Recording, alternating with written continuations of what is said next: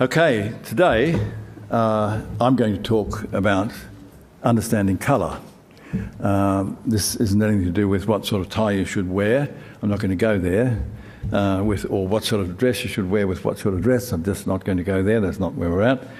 But colour relationship is everywhere. Colour is everywhere. So colour relationship is, as a result of that, everywhere we look. But so many people, because it's always there, don't realise that there's so much about it that we could understand that we don't confront in our normal interaction with colour, because it's simply there. Until we want to do something with it, we don't realise the need to understand how it works and what we can do with it. We can't begin to understand colour relationship unless we know what colour is. And what is colour? It's an experience. Essentially, it's an experience. 3 things have to happen before colour can exist. The first is that there must be light. Without light, there is no colour, because colour is light. You might say an aspect of light, but you can say also that colour is the visible aspect of light, or light visible. Second, there has to be something that the light can bounce off. Light travelling through space in a beam, if we were able to see, if we were able to be in a position to look, we wouldn't see anything at all. If there was a light over there and it was pointing over there and it was travelling through space without oxygen or atmosphere, we'd see nothing. We only see it when we're looking straight at the light, or when the light bounces off something, because it's when it bounces off something that creates colour. It creates colour mostly through the pigmentation of surfaces, and pigmentation is in surfaces everywhere. So when light bounces back off a surface, pigmentation functions, it's a surface effect. The very surface of something, on a molecular level, it's actually taking in light, but it takes in a percentage of the light and reflects everything that is not absorbed into itself back. So when we look at the colour of something, we see what has not been absorbed into the surface we're looking at and what has been reflected back. There is a third thing that has to exist. But before we do that, let's just have a look at this perfect example of light and what it is. We can see, of course, that it is all about light. It's quite obvious from that picture. You can see the light bouncing off the colour or the pigmentation of everything that's on that hillside, the rocks and the trees. We can see it bouncing off the clouds in the sky. The clouds don't have pigment, but the surface droplets of water interact with the light, and we have a colour effect that is not unlike the effect of pigment. So here, there is that phenomenon that we see occasionally when droplets of water interact and create a prismatic effect with the sunlight and produce the rainbow. The rainbow is the entire spectrum of the white light. And white light is an energy, an electromagnetic energy, and it has a range of wavelengths from the shortest to the longest. When they're all seen at once, it is white. When they're broken up by a prism and you see each part of that, then we see all the colours that actually make up that white. And there they are there in that rainbow. And one thing that's important about that rainbow, and I'll draw your attention to this a bit further in a moment, is that there's a most important colour missing. And it's everywhere in nature. People use it all over the place as a design colour, and it's not there in the spectrum. It only exists when 2 ends of the spectrum are brought together. But we'll come to that in a few moments, and there's an image there that will help you understand that. So let's go to the next image. Everyone knows there's a thing called a colour wheel, and we might say we've all seen them somewhere. They see them on our screen on a computer or whatever. Some colour wheels don't do their job very well, some do them better. I put a lot of time into the one that I use. This is a part of the process of developing that colour wheel. It was one that came along the way. It's not as complex as the one that we finally have. They take an enormous amount of time, but I can say that this one is mathematically accurate all the way through, as distinct from some that you can see out there in the marketplace. The colour wheel is there, and we can say, but is there any logic in the colour wheel, or is that some sort of arbitrary arrangement of things? I can say, no, it's not an arbitrary arrangement of things. It has a basis on simple physical fact. Now, with the next slide, I want you to do some imagining. Everyone's capable of imagining, and I'd like you to do some imagining with this next slide. Imagine that when we had that rainbow there, I'll go back quickly to it. Imagine that we could take a sliver out of the rainbow and cut that little piece out between the two tracks I tried to make with my hand. If we were to do that, we might have something that looks like the bottom line on that slide. It's slightly curved there. And if you imagine that being a sliver cut across the colour wheel, it has the range of colours from the shortest wavelength to the longest wavelength in there. And as you can see, there is no magenta in that. Magenta is a colour we all know. Some people call it rose. In its darker form, it's often called purple. But it's a colour between red and blue. And if we were to imagine that we could have that strip of colour that you can see on the bottom of the bottom section of that picture, and imagine that it's a coloured rope, I'd say a rope made of coloured light. Imagine also that we could take hold of the two ends of it, pick them up, bend them over, as is described as you go up from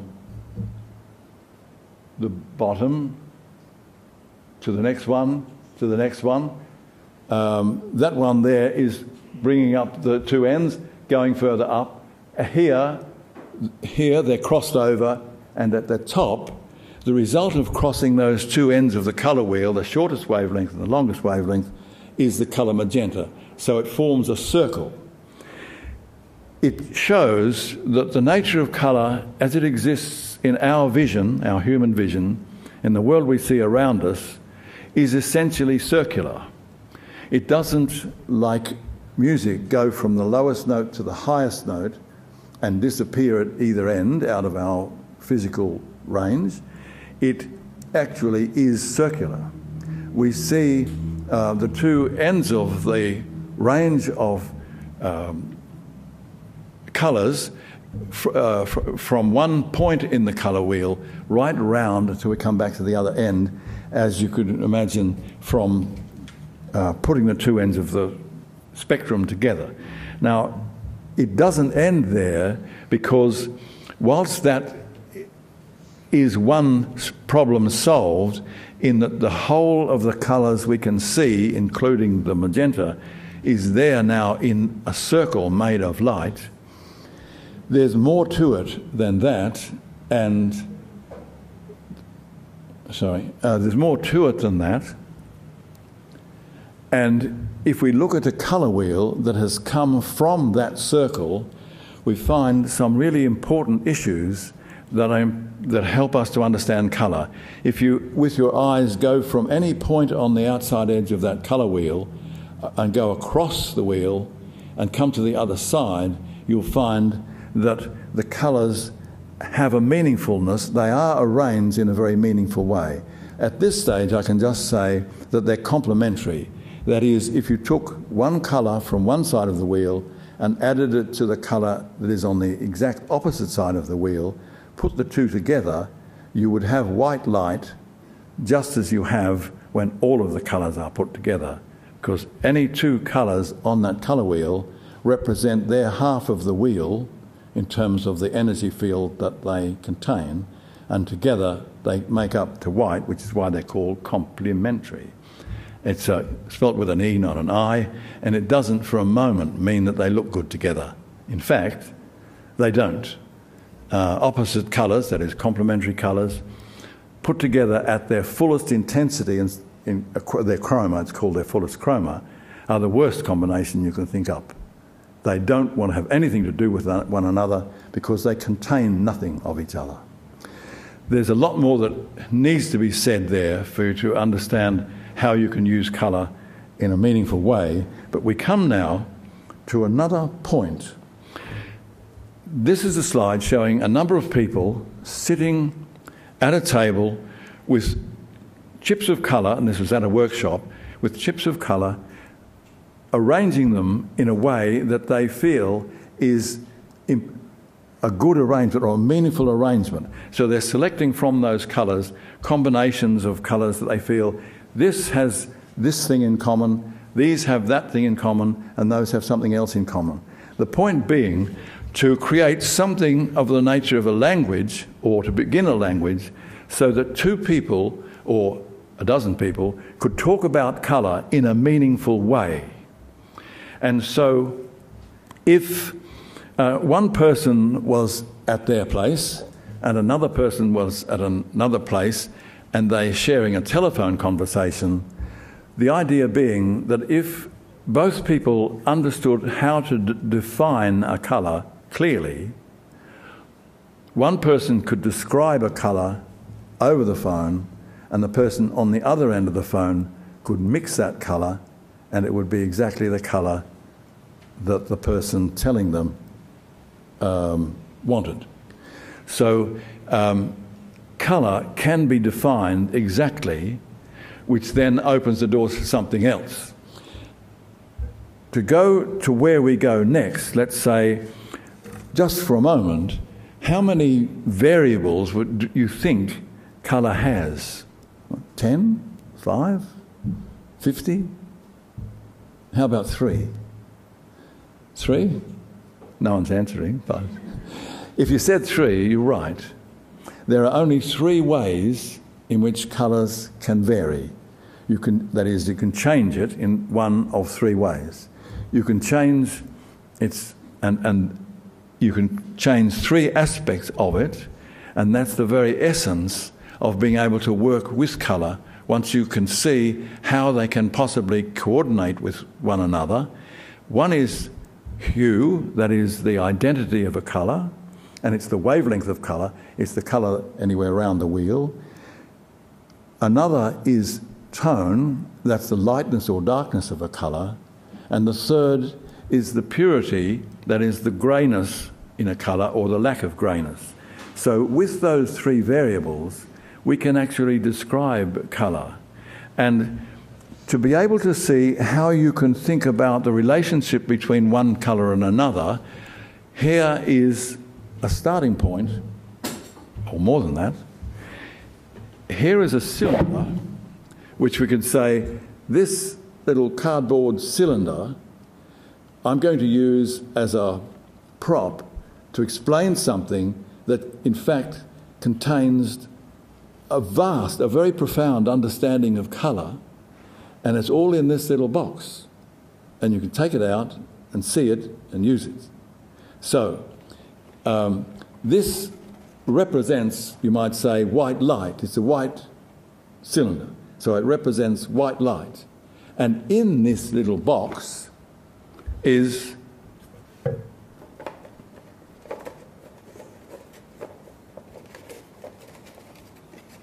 this. Now, can everyone see that? Clearly enough to see what's on those little pieces of paper? If I turn that over, can you see that the colours are changing? Can everyone see that clearly enough?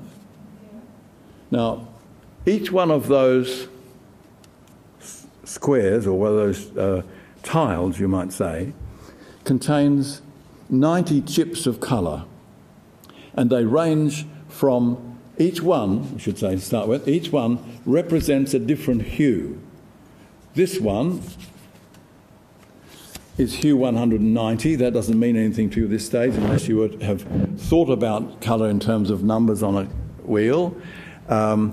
It's one of 360 points on the wheel, being the 360 degrees of a compass, and this one represents the colours on the card at 190 degrees. At the bottom, that hue is at its darkest. At the top, it's at its lightest. On the outside edge, it is at its most pure, that is, the least amount of grey in it. And in the inside edge, it's at its most impure, that is, it is almost grey. Can you see that on that? See? Now, as we go round from one part of it to another, we see different hues, and each one of those hues has that combination of colours in it. If we open it out, we can then say it makes a string of tiles of colour, each one representing a different hue, and each hue representing its tone and purity variations from top to bottom. And we can say then at 10-degree intervals in all three aspects of colour, each one of those chips describes that point. Therefore, in this cylinder, we can say, if you imagine this folded up again, that this colour here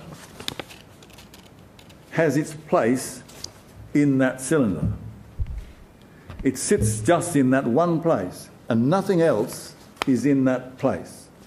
And this colour over here has its place, let's say this one here, because it's on the outside edge, it's going to be quite pure.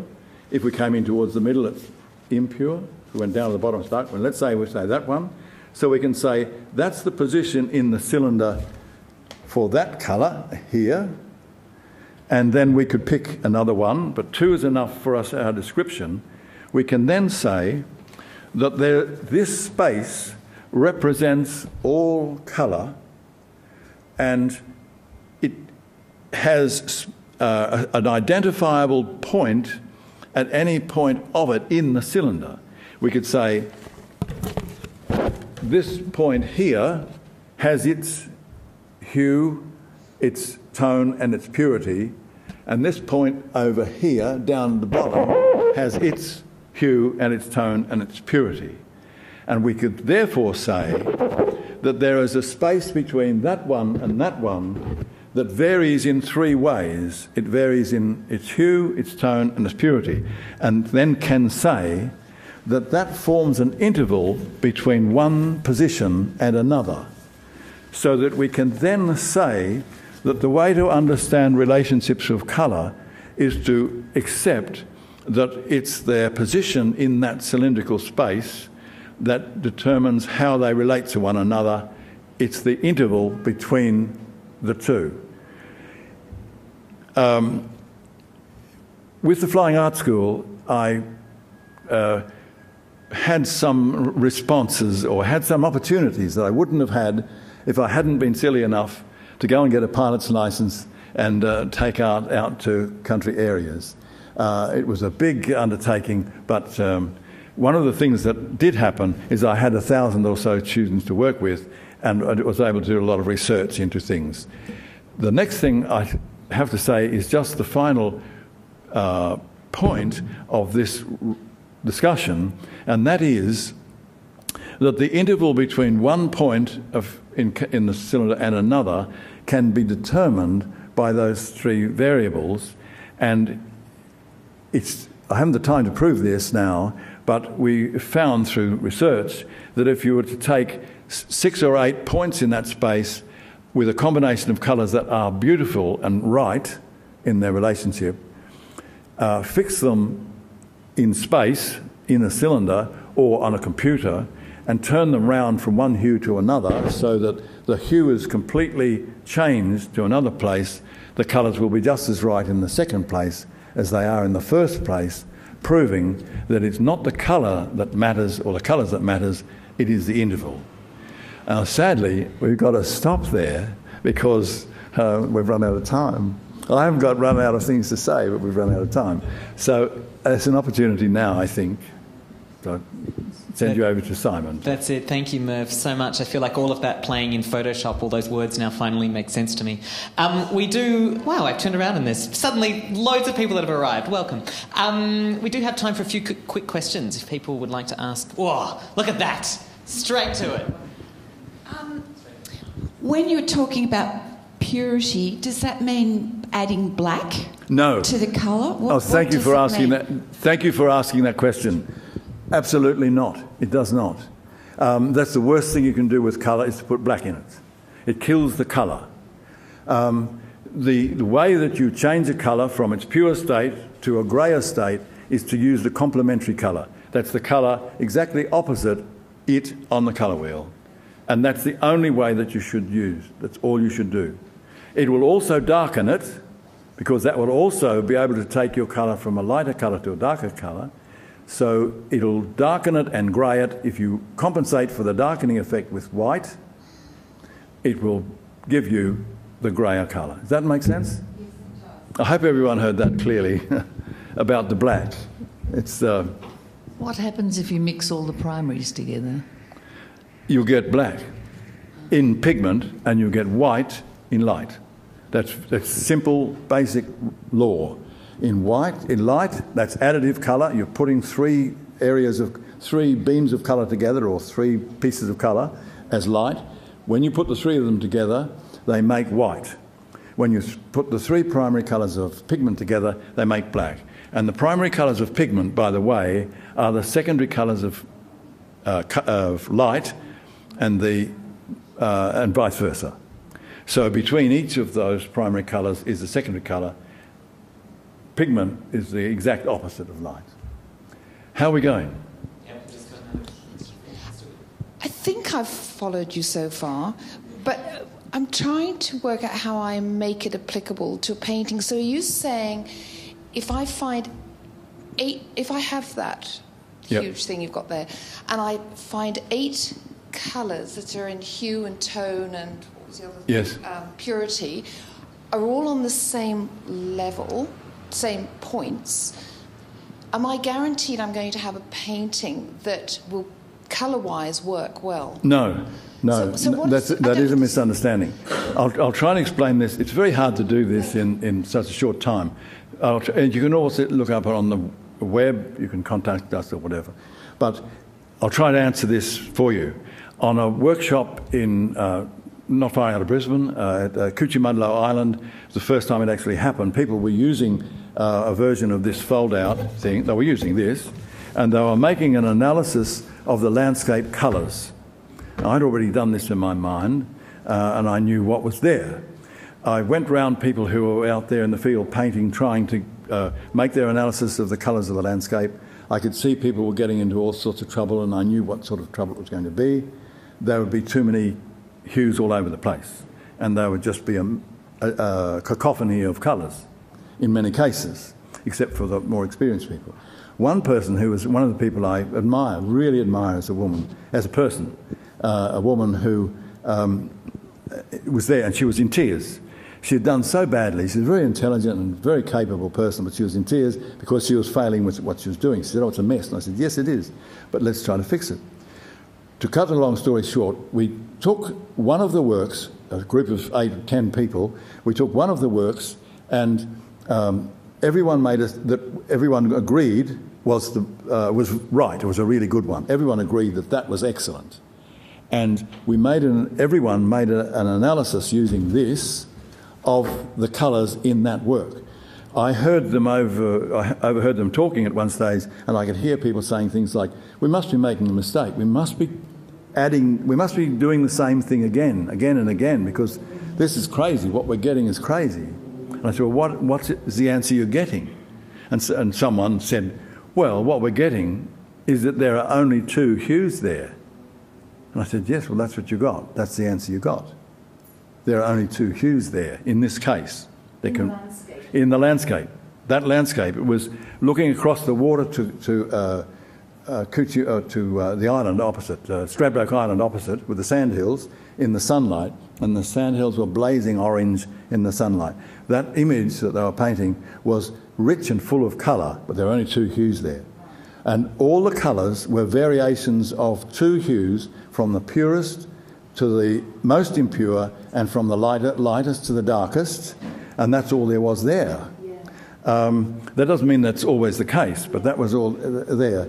And we can then say, if people were to plot every one of those colours on a system like this, and we're making this possible on a computer for you, and you just turn it around, and that combination of colours that's taken from the landscape, let's say, was exquisitely beautiful, and the dominant colour was orange because that was the one on the sandhill.